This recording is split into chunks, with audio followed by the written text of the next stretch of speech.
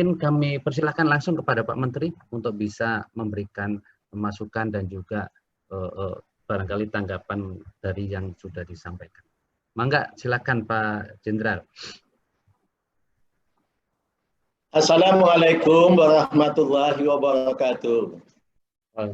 Waalaikumsalam warahmatullahi wabarakatuh. Ya, saya hormati para narasumber. Pertama tadi sudah saya dengar Bapak Brigjen Polisi Haji Ahmad Nurbahid, Direktur Pencegahan BNPT, bagus saya kira masukannya. Yang saya hormati Ibu Dwi Rubianti Kolilah, Direktur Aman Indonesia. Yang saya hormati Profesor Dr. Jamhari Ma'ruf, MA, PPM UIN Syarif Hidayatullah. Yang saya hormati Dr. Mahnan Narbawi, MA, Ketua DPP AGPAII. Yang saya hormati para pembahas, Dr. Insinyur Ruwiyati Purwana, World Bank, kedua Iwan Mistohizaman, UNDP, dan ketiga Bapak Dr. Buriyudin, Puslitbang, serta jajaran pengurus AGPAII se-Indonesia. AGPAII ini adalah Asosiasi Guru Pendidikan Agama Islam se-Indonesia. Kemudian peserta acara puncak program praktik baik, inisiatif pencegahan kekerasan. Serta bapak-bapak, ibu-ibu sekalian. Alhamdulillahirabbil alamin, assalatu wassalamu ala sayyidina Muhammadin wa ala alihi wa sahbihi ajmain. Amma ba'du.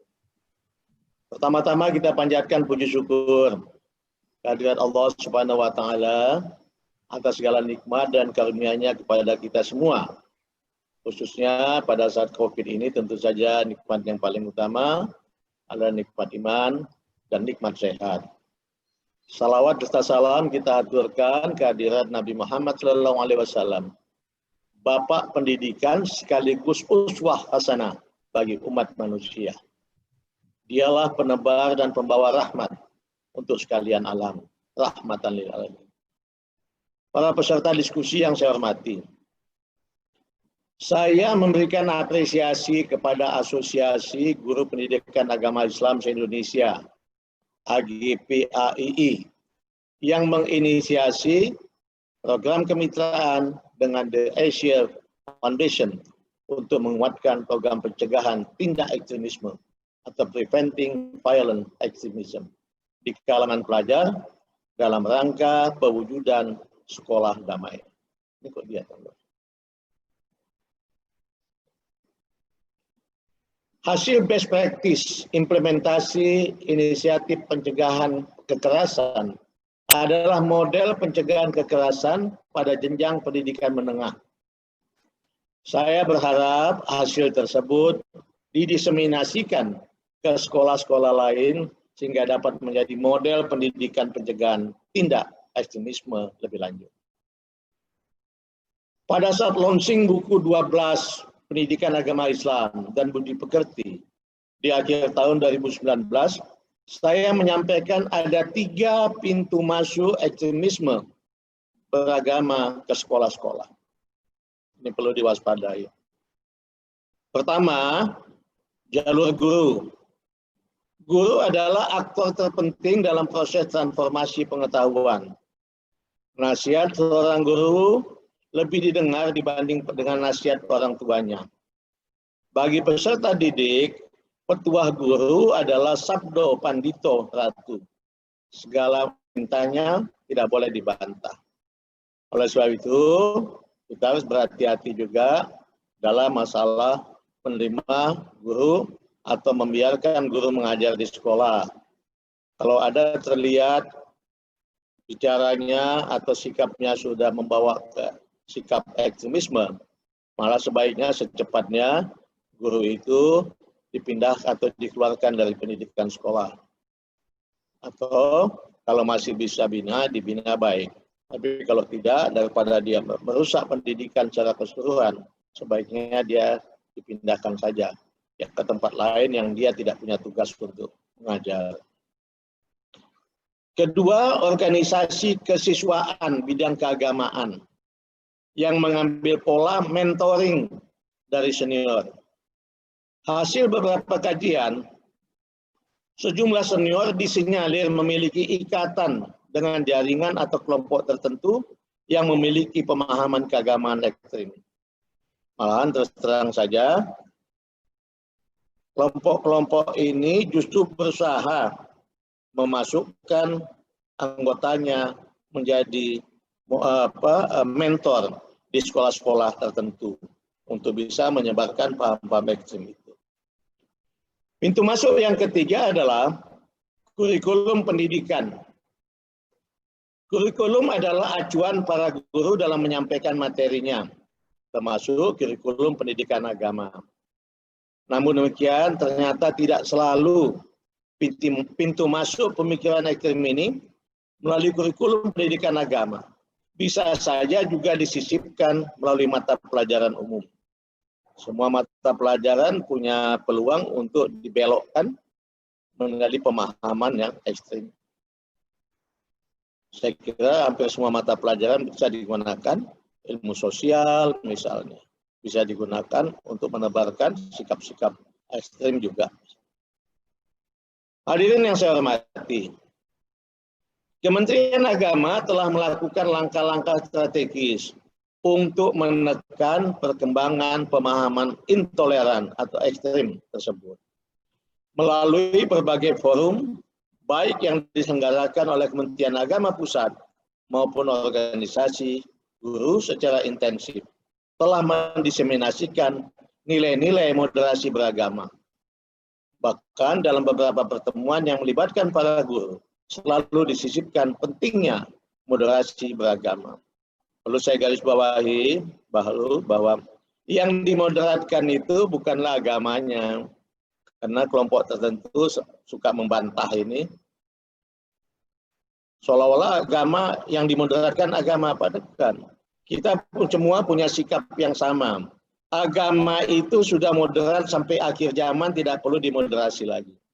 Tapi yang kita moderasikan, yang kita moderatkan adalah cara kita beragama dalam bersosialisasi dengan pemeluk agama lain, agama yang berbeda, atau pemeluk agama yang sama tapi punya pandangan yang berbeda. Dalam hal pengendalian dan monitoring aktivitas organisasi kesiswaan bidang keagamaan, seperti Rohani Islam, Quranian Islam, dan lain sebagainya, agar jaringan mentoring organisasi siswa dapat dikontrol. Saya meminta agar guru pendidikan agama Islam lebih intens berpartisipasi dalam memberikan pembinaan atas organisasi siswa tersebut. Aktivitas keagamaan para siswa bisa diambil alih oleh mereka kalau guru pendidikan agama Islam belum optimal memainkan peranan strategisnya. Jadi kalau terlalu dilepas tanpa peduli, nah anak-anak ini bisa sepenuhnya dikuasai oleh yang menamakan mentornya atau seniornya yang memang sudah terafiliasi oleh paham-paham ekstrem itu. Guru harus pandai, harus mengambil peran untuk bisa mengawasinya. Sedangkan dalam hal kurikulum, beberapa buku rujukan bahan ajar pendidikan agama Islam di sekolah bersama Kemendikbud melalui Pusat Kurikulum dan Perbukuan kita pantau secara ketat, utamanya penerbitan buku-buku ajar pendidikan agama Islam yang baru. Kementerian Agama juga telah menerbitkan 12 buku pendidikan agama Islam dengan muatan moderasi. Ini bagus, saya kira bisa sangat baik untuk dipedomani.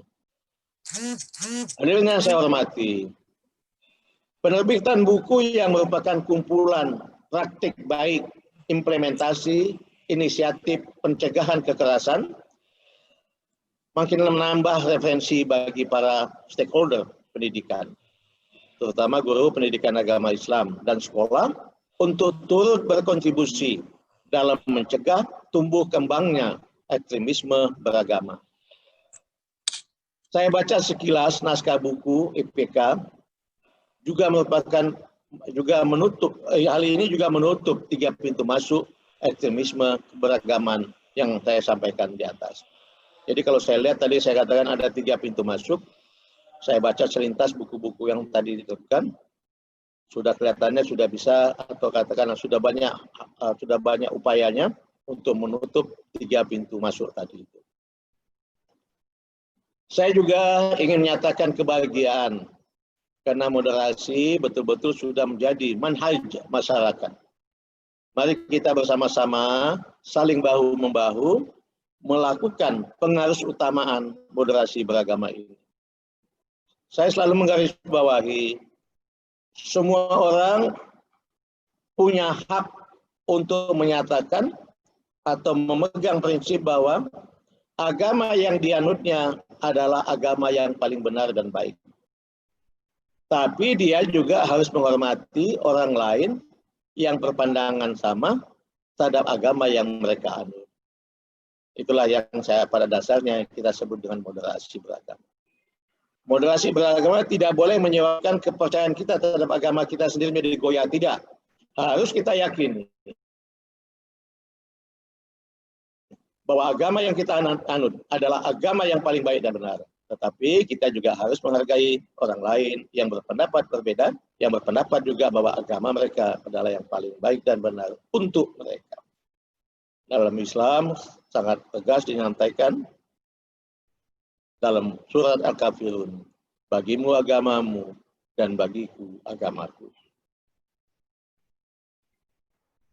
Program IPK dengan memilih pendekatan program melalui pola networking, pendekatan struktural dan partisipatif adalah pendekatan yang sangat menarik dan perlu dielaborasi lebih baik.